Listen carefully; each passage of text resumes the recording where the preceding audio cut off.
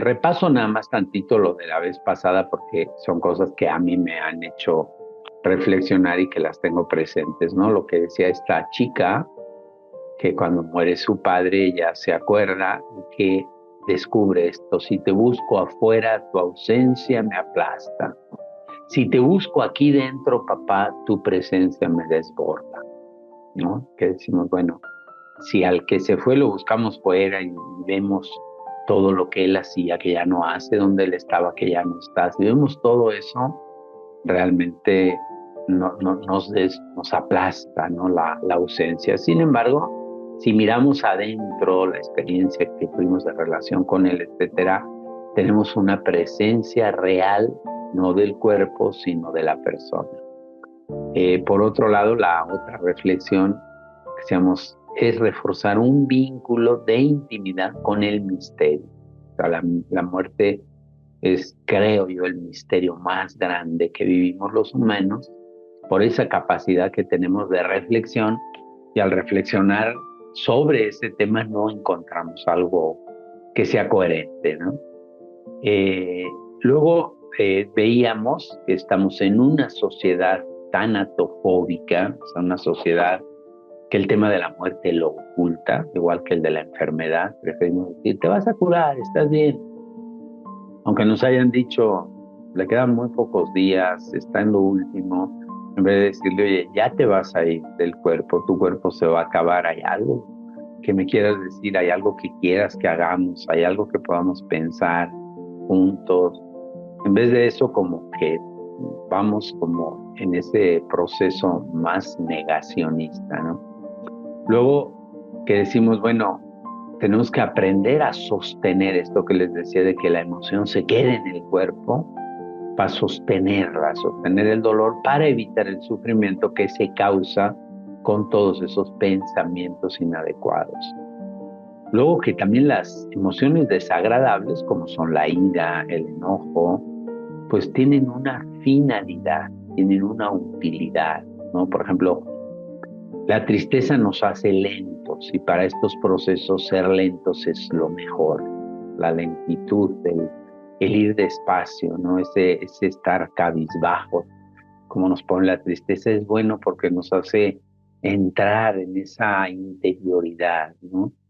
El enojo es útil porque saca el rencor, saca el resentimiento, saca la inconformidad que tenemos. Entonces, en ese tema, pues es importante acompañar sin juzgar y sin juzgar, ¿no? Que hay quien no juzga, pero se juzga y sin empujar, no hay prisa, ¿no? El doble mecanismo que decimos que tenemos que buscar en nosotros y también cuando ayudemos a alguien, que es la conexión vital, o sea, con quienes te puedes conectar vitalmente, con quienes son cercanos y cómo puedes afrontar también, cómo no quedarte en la evasión, ¿no? Cómo no irte rápido a trabajar y como olvidarte, pero sin afrontar, hay que afrontar. Y luego ver también que hay bastones de apoyo, aparte de tu universo relacional, que son posiblemente personas que no están tan cercanas, pero que te pueden ayudar, ¿no?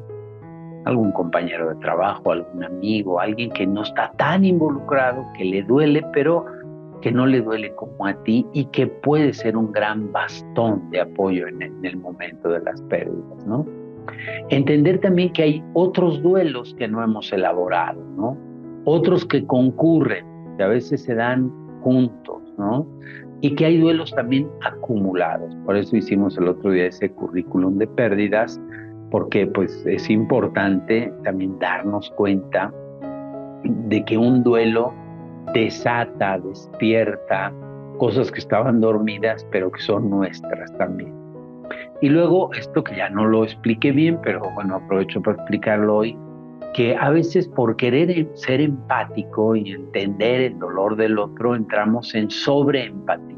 Entonces, querer empatizar demasiado, en vez de en lo que este autor, José González, le llama ecpatía, ¿no? Que la ecpatía es como esa medición de la empatía, le llaman como el sentimiento externo, como que me dé cuenta que lo que siento lo puedo ir dosificando porque tengo más capacidad que el doliente primario, porque yo puedo ser un doliente secundario, que esté observando y que me duela el dolor de mi amigo, de mi familiar o de mi paciente, pero no soy el principal doliente, entonces yo puedo como administrar esa empatía para que no sea la sobreempatía que al otro lo distraiga, que al otro le haga como apoyarse tanto que piense que ahí ya resolvió. El otro tiene que afrontar. Pues bueno, estos son temas importantes, ¿no? Luego, hablar de la muerte es hablar de la vida. Esto me gustaría también que lo podamos entender bien. Por eso el memento mori es el memento vive, ¿no? Eh, sé que voy a morir, puedo hablar de la muerte porque eso me conecta con la vida. O sea, si sé que voy a morir, puedo vivir de una manera más humilde, menos arrogante, más consciente, menos dispersa. Por eso el hablar de la muerte es importante. No estar hablando, ten cuidado, todos nos vamos a morir y te puede tocar hoy, así que mejor no disfrutes. No, al contrario, vive intensamente hoy, dado que un día vas a morir, pero sí ponte en el punto de muerte, vas a morir, ¿no? Me acuerdo que mi suegro tenía su oficina frente al crematorio del Panteón Municipal de aquí de Querétaro y estaba arriba, ¿no? Y siempre veía. Decía, mira, ahora hay muchos coches, ahora hay mucha gente, ahora hay coches lujosos, se ve que era alguien importante, pero el humo de todos es el mismo. Y tomo conciencia desde aquí que ahí vamos todos, ¿no? Es muy bueno eso. Una filosofía que yo comparto, que yo tengo, que esa es la que a mí me mantiene en estos momentos. La vida es eterna.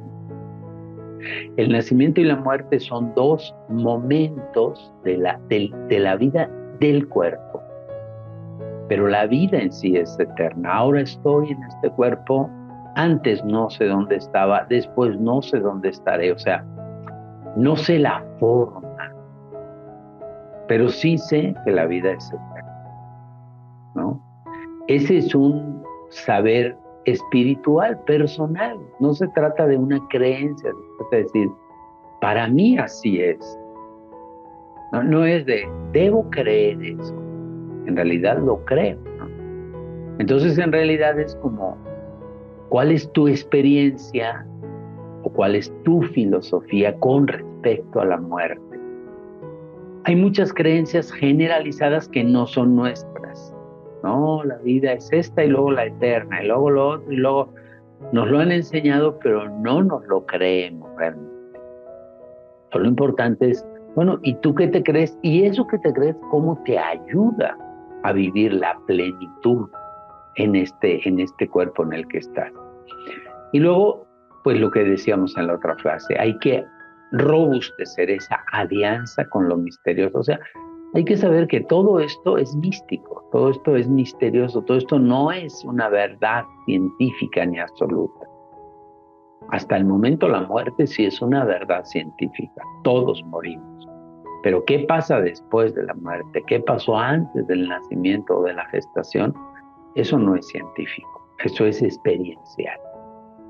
Por otro lado, pues algunas reflexiones, ¿no? Que, bueno, yo les comparto algunas porque son reflexiones que a mí me llaman la atención. La distinción entre el dolor y el sufrimiento. El dolor es común a la especie humana y probablemente a todas las especies, ¿no? Nosotros somos conscientes de la humana porque lo podemos expresar. El niño llora porque no sabe expresar el dolor. Ya cuando va sabiendo, pues dice, me duele el pie, me duele la panza, me duele la cabeza. El sufrimiento es ese sentimiento, no es una emoción primaria. El dolor sí, no es una emoción. El sufrimiento es el dolor, pero con una gran dosis de racionalidad. Ah, claro, es que sí, me duele el pie, es que soy tan tonto que me volví a caer en el mismo lugar. Es que, ay, no aprendo. Ay, yo siempre he sido así. ¿Cómo no me doy cuenta? Pero, ay, bueno, cada quien, el que nace patamar del cielo le caen las hojas. Y empiezo a echar razonamientos de cosas que son mías. Eso se llama sufrimiento. Piensa cuántos pensamientos inadecuados tienes con respecto a la enfermedad, a la muerte, al comportamiento, a los chismes, y esos son los que te dan el sufrimiento. Luego, algunas de las cosas que hemos aprendido, la veremos un poquito más adelante en uno de los métodos, el no aferrarse, soltar, hacerme amigo del dolor. O sea, hacerme amigo, el dolor está conmigo, pues más vale que me lleve bien con él. Entender que es una tendencia natural en el querer evitar el dolor y buscar el placer, eso es natural. ¿Por qué lloran los niños cuando no le das el chocolate? Porque el chocolate es placentero y aguantarse no es placentero. Todos buscamos el placer y evitamos el dolor. ¿Qué podemos hacer cuando el dolor es inevitable? O sea, que aunque lo evitemos, surge, como es de las pérdidas, de la muerte, o de una enfermedad, o de una piedra que te cae, o de una herida que te haces. Cuando es inevitable, hazte su amigo. Y entonces eso le vamos a llamar cooperar con lo inevitable. Cooperar, o sea, no lo puedes evitar, coopera. El arte de la aceptación radical es un arte. O sea, la aceptación es muy aceptada, teóricamente. Todos decimos, sí, es que es la aceptación incondicional del otro, como es, no te busco, no como te gustaría que fuera. Todo eso lo sabemos, sí, pero el arte de la aceptación radical, o sea, es decir, sea como sea el otro, sea como sea la vida, sea como sea la realidad, la acepto incondicionalmente. En los duelos, acompañar. Luego, una cosa sumamente importante, esto en los psicólogos lo tenemos que practicar profesionalmente, pero todos los demás también lo podemos ir practicando, que es la autoobservación para ver el victimismo y el sufrimiento. Muchas de las veces, en realidad, lo que nos duele no es el dolor del otro, es el propio dolor. Y a veces queremos que el otro salga rápido, etcétera, pero es porque no surge a nosotros salir rápido, ¿no? O no podemos, no podemos. A mí me pasa con algunos pacientes que me duele tanto lo que estoy oyendo que me gustaría que se dieran más prisa en salir de ese dolor, ¿no? Más allá de la resignación, la aceptación, la resignificación. Acuérdense, la resignación, cuando dicen, bueno, resignación, hermano, a todos nos pasa, etcétera. La resignación es digamos, una respuesta inadecuada ante la realidad. Más vale la resignificación. O sea, no me resigno, sino le doy un significado diferente a la muerte, a la enfermedad. La resignación es, pues ya que le hago, así me tocó, pues ni modo. La resignificación es decir, bueno, sí me está doliendo, así me tocó, pero no es ni modo, sino hay muchos modos y de todos los modos elijo el que me parece que es mejor, el que me parece que es más adecuado. Por otro lado, decimos, habitar el cuerpo entristecido. O sea, el propio cuerpo, habitarlo. Es decir, estoy. ¿Eso qué implica? Que en la medida de lo que vayamos siendo conscientes, podamos entrar en nuestro cuerpo y seguirlo cuidando. Es natural que en los primeros momentos soltemos, ¿no? Que en los primeros momentos nos descuidemos, que no nos bañemos, que no nos queramos salir, que nos quedemos en la cama, que no queramos hablar con las personas. Eso es natural. Pero también es natural que nos demos cuenta que nosotros estamos ahí habitando ese cuerpo que ahora está triste y que el cuerpo habla y que nosotros ni lo tenemos que forzar, pero sí aceptar y vivir ahí en ese cuerpo. La confianza en que la realidad del ser, por eso decía, la vida es eterna, según mi criterio, ¿sí? Entonces confío en que hay una realidad mayor. Los creyentes le llaman Dios, los simpatizantes de culturas panteístas le dicen el todo. le llaman el gran universo, el ser superior, el poder inmenso, el poder infinito. Los nombres no importan mucho, ¿no? Pablo Dors lo dice muy claro, dice, las religiones son la copa y la espiritualidad es el vino, o la religión es el vaso, la vasija, y la espiritualidad es el agua, para los que no beben vino, ¿no? O sea, es importante que el que tú le llames como le llames a ese poder, a esa fuerza, a ese ser que eres, que sea creyente o sea sin ser creyente, sea agnóstico, lo que sea, hay que tener esa confianza en que hay otra realidad que no alcanzamos a ver. Por eso cuando las personas, a mí me llama mucho la atención, no puedo concebir esa idea, no puedo entender cómo ella no ve.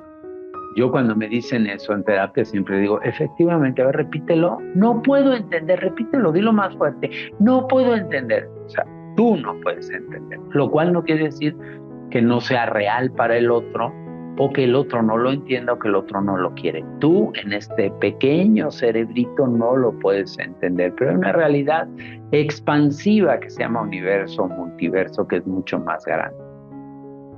Y luego, bueno, yo te invito a que tengas esa filosofía de base.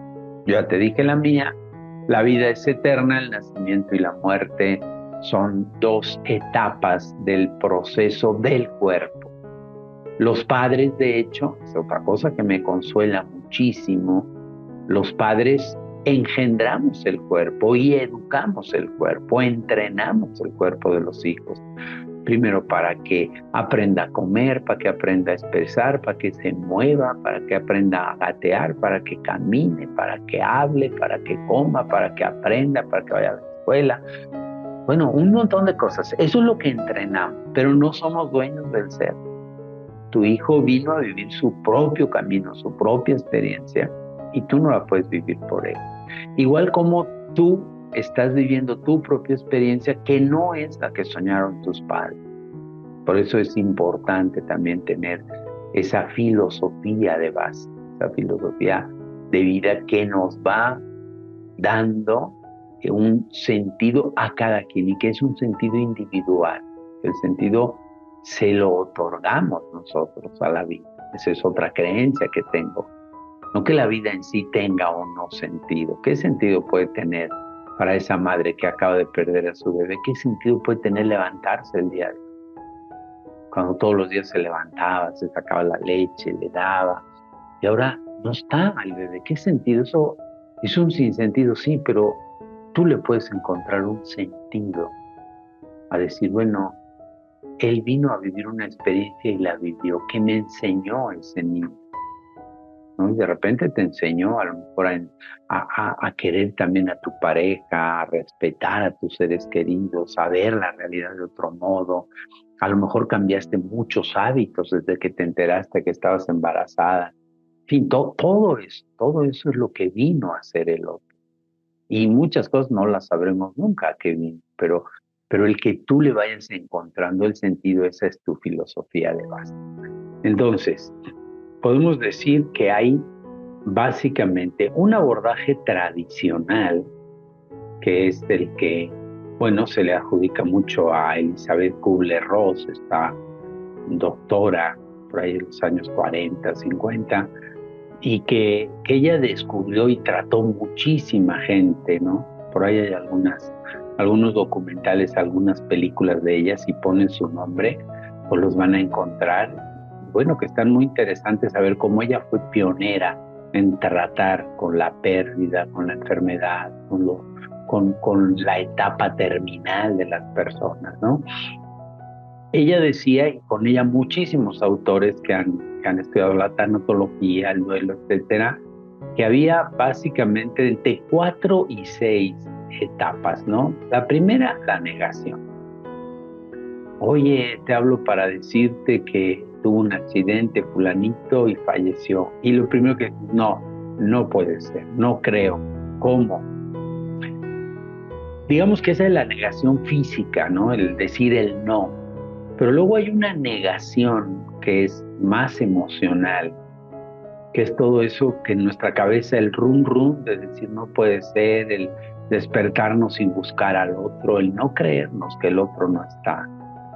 Y a veces la negación dura mucho, ¿no? Que es como también negar que esa realidad es así y estar fantaseando en todo lo que podría haber sido si ese día no se hubiera levantado, si no hubiera ido, si hubiéramos hecho otra cosa. Eso es parte de la negación. Luego vienen dos etapas, yo las pongo así juntas, pero bueno, suelen ser dos, que es una etapa de mucho enojo y de mucha tristeza. Tristeza que puede llegar a la depresión, ira que puede llegar a la desesperación total y al enojo total. Estamos enojados, o sea, no nos gusta lo que pasó y eso no es placentero y eso nos enoja, nos desespera, nos llena de ira. Ira que se va contra el que está más cerca, ¿no? Entonces, por eso a veces uno dice, encima que estoy ahí, encima que ni siquiera fue mi padre, fue el padre de ella o de él, y yo estoy ahí intentando acompañar y cada vez me empuja, me rechaza, me dice, me insulta, me dice que me vaya. Pues sí, porque es un enojo y no se sabe qué hacer con él, y la manera de sacarlo, pues es con quien más cerca está. Y la profunda tristeza, o sea, la tristeza que invade, ¿no? Hablamos de seres cercanos y queridos, pues una tristeza profunda, ¿no? Últimamente me ha tocado ver gente que ha vivido 50 años con su pareja y se va. Y casi que queremos irnos el primero de los dos, ¿no?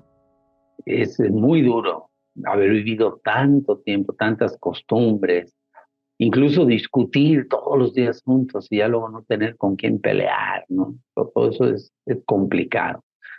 Luego viene una etapa, esta muchos se la saltan, muchos no la ponen, pero otros sí, y a mí me ha parecido siempre muy interesante, que es como una etapa de negociación, ¿salgo o no salgo?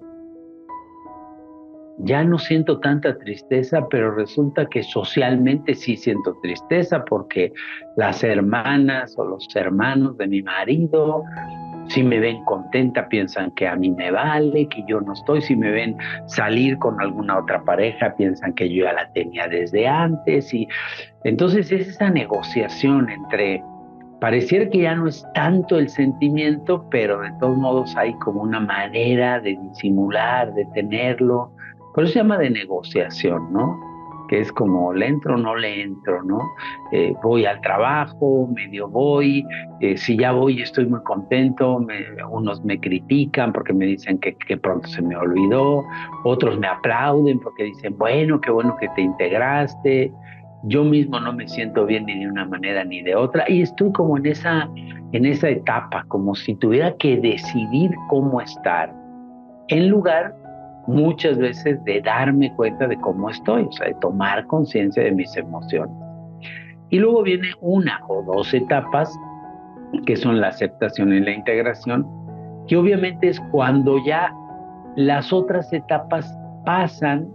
No quiere decir que no sintamos tristeza en algún momento, que no sintamos enojo en algún momento, que no vuelva la negación, pero ya son muy débiles y ya entramos como por parte de nuestra filosofía, por eso lo que decía de la importancia de la filosofía, como a entender, decir, bueno, soy parte de un proceso, mi padre era parte de un proceso, mi hijo era parte, ya terminó su etapa, ya se integró, no lo entiendo, no es algo que me sea agradable, pero acepto que no quiere decir que apruebe, no apruebo que sea así, no estoy de acuerdo con cómo fue, sin embargo acepto que sí fue y que ahí está. Y también acepto que mi padre me enseñó mucho, que mi hijo me enseñó mucho, que él echaba ganas y yo le estoy echando ganas, que descubrí esta carta que él escribió, o esto, en fin, que lo que el otro fue nos impulsa. Y ahí viene esta aceptación e integración. Aceptación que va más en la línea de darme cuenta que así es la vida, aunque no me guste. Aceptar que así es la realidad, aunque no esté de acuerdo con ella, e integración porque puede ser que eso que ya viví ahí me sirva para ser más pleno, para vivir de otra manera, para ayudar a otros en sus procesos de duelo. Eso es la integración, que lo puedo integrar a mi paquete existencial, ¿no? Bueno, esta es digamos, el esquema tradicional. Hay otro esquema que me parece muy bueno, extraído del libro tibetano de la vida y de la muerte, que dice, bueno, hay 4 etapas, básicamente, una de aturdimiento y shock, ¿no? Estamos choqueados. O sea, le hablas a alguien un día, 2, 3, una semana después de que murió un ser muy cercano, muy querido, sobre todo, si fue así de repente, etcétera, está en shock. O sea, no sabe ni qué decir, ni cómo. Otro te dice que sí, que ya, que está integrando, a otro día no te contesta el teléfono, esa etapa. Luego una de búsqueda, como de mucho anhelo de por dónde será, qué haré con esto, cómo será. A lo mejor el otro ya está en un proceso, a lo mejor el otro cumplió aquí con su vida y ahora está. O sea, esa etapa también como de una búsqueda de lo espiritual y de un anhelo de que al otro le vaya bien y a mí también. Y viene luego una de desorganización, o sea, de desesperación, pero también de desorganización. De repente hoy no me dan ganas de tender la cama, mañana no me dan ganas de trabajar, a otro día no como, me da igual, si me critican hasta me hago más fuerte en eso, etcétera, ¿no? Hasta que viene una etapa de reorganización sin el otro. O sea, reorganizo mi vida, mi estilo, mis costumbres, o pongo otras y voy reorganizando ya sin apego a lo anterior y aprendiendo. Esas 4 etapas también se me hace interesante porque es lo que pasa uno, ¿no? Desde pasar del shock, donde entraría la negación, el anhelo y la búsqueda, que es parte como de la negociación, la desorganización y desesperación, pues parte de la tristeza y del enojo, y como la aceptación y la integración en la reorganización. Y luego hay un esquema pragmático que a mí me gusta. Este pragmático no anula a los otros, los combina, pero a mí me gusta mucho porque es como muy práctico, ¿no? Lo primero es soltar lo que ya no está. O sea, el cuerpo ya no está. Es que, pero mi hijo iba y venía todos los días, yo lo veía así, ya no lo vas a ver. Pero es que tenía una alegría, sí, esa alegría ya no la vas a ver manifestada. Te puedes quedar con la experiencia de la alegría de él, pero ya la sonrisa, oír las carcajadas, no las vas a oír. Entonces, soltar lo que ya no está. Ojo aquí porque aquí las personas se atrancan porque dicen, no, es que quieren que me olvide, yo no me quiero olvidar. No, no es que te olvides, es que sueltes lo que ya no está, que es el cuerpo. No tienes que olvidar lo que sí está o lo que siempre estuve, su amor, su cercanía, su delicadeza, su plática, su conversación, todo eso. No, eso no se necesita soltar, pero es soltar lo que ya no está. Si lo pusiéramos en otro tipo, por ejemplo, en una pérdida material, perdí dinero, me robaron, ya hay que soltar, ya no está. Es que con ese dinero iba a hacer esto. Sí, pero ya el dinero ya no está, hay que soltar. Una segunda, que también se me hace muy buena, es honrar lo que fue y lo que es y lo que puede seguir siendo. Honrar es rememorar, o sea, traer a la memoria de nuevo, es recordar, traer al corazón, es revivir, es como vivir las mismas experiencias. Honrar es lo que no se va, es lo que está vivo. Es que mi padre, ¿cómo me acuerdo el gran humor que tenía? Me acuerdo cuando contaba este chiste, me acuerdo y me puedo reír hoy. Si ya digo no, pero ya no está él para contarlo, ya no es igual, ya nada va a ser igual, eso no es soltar. Entonces, soltar lo que ya no está, él no está, pero sus chistes permanecen. Él no está, pero sus actitudes las recuerdo. Él no está, pero lo que él significaba, lo que él fue para mí, eso lo honro, lo recuerdo, lo traigo al corazón, lo traigo a la memoria. Y la última etapa de este esquema pragmático es proyectar. O sea, el soltar lo que no está y el honrar lo que hubo y lo que hay me hace ser mejor persona, proyectar, aprender, que al recordarlo me impulso. No sé si a alguno le ha pasado, a mí con mi papá me ha pasado, que he tenido mucho más presente a mi padre desde que murió que antes de que muriera, ¿no? Y que para mí ahora actitudes de él, maneras de ser, comportamientos, recuerdos, ¿no? Mi padre se quedó huérfano en la guerra civil española, y con 5 hermanas, más chicas que él, bueno, una más grande, pero entonces y yo lo veo y digo, wow, qué valiente, qué fuerte, qué entregado, qué bondadoso fue toda su vida, a pesar de haber tenido una vida pues dura, difícil. Honrar eso a mí me hace proyectarme más allá, por ejemplo, con mis hijos, ¿no? Me hace intentar ser yo también un padre bondadoso, trabajador, ejemplar. Eso es proyectar. No tampoco significa que le deba, porque hay quien dice, es que le prometí a mi padre que iba a hacer y ahora lo tengo que cumplir. No, o sea, no significa generar obligación. Proyectar es algo que me sale natural al honrar. Entonces, a mí este esquema pragmático se me hace muy bueno, porque es así como decir, pero ¿qué hago? Ya estoy viviendo la tristeza, el enojo, ya pasó la negación, pero ¿qué hago? Suelta. Pero es que me acuerdo tanto ahora que viene la Navidad, es que ella hacía, él hacía, sí, pero ella o él ya no están. Suelta eso, suéltalo totalmente. Suéltalo porque eso ya no está.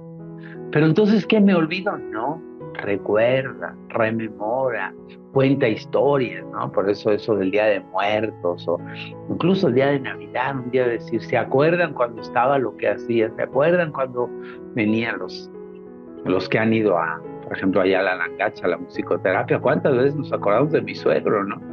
Y cuánto, yo ya ahora, digo, no ha pasado tanto tiempo, son 2 años, y ahora lo puedo recordar con tanto cariño, lo veo, digo, ¿qué pasó, compadre? Ya ves, es lo que estamos, y me impulsa mucho, me impulsa, o sea, cuando estoy haciendo algo y de repente volteo para donde están sus cenizas o donde está su fotografía, me impulsa mucho, o sea, digo, wow, qué padre, o sea, eso es proyectar, ¿no? Entonces, bueno, espero que estos 3 esquemas nos puedan servir de utilidad. Los 2 primeros, para darnos cuenta que lo que está pasando en nosotros cuando hay una pérdida, hemos puesto de referencia a la muerte. Pero acuérdense, igual en un divorcio, en una separación, en un hijo que se va, en una pérdida material, en un cambio de casa, en un cambio de trabajo, en una jubilación, todo esto es igual. O sea, en cualquier pérdida los procesos son los mismos, ¿no? Entonces, que sintamos, que sepamos que es natural que eso nos suceda. O sea, que es natural que estemos viviendo esa etapa. Eso es lo primero. Segundo, que cuando acompañemos a alguien, es que ay, no puede ser, ya hace 6 meses y sigue. Pues sí, acompáñalo, abrázalo, estate con él. No quieras que avance como crees que avanzarías tú. Cada quien tiene su proceso, ¿no? Y luego, por otro lado, pues ir sabiendo. A lo mejor un día nos habla con mucho cariño del ser que perdió y decir, wow, está honrando, eso es muy bueno, ¿no? Está en ese proceso de honrar. Nada más que se regresa, no quiere soltar lo que ya no está.